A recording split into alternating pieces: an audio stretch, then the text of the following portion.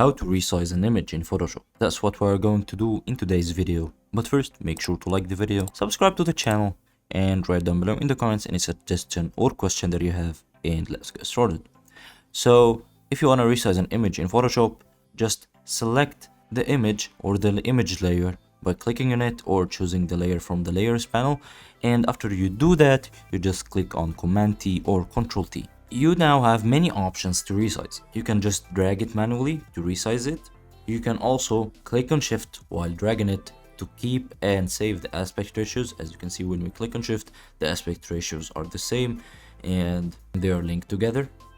You can also change the image coordinates from here. As you can see, it's changing this place. You can also change the size from here. You can use the percentage or using pixels. Let's leave this as 12 pixels or 10 pixels and make this like 20 pixels.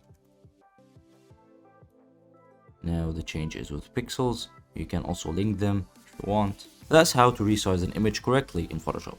Hope you guys enjoyed the video. Don't forget to like the video, subscribe to the channel, and write down below in the comment section any suggestion or question that you have, and have a nice day.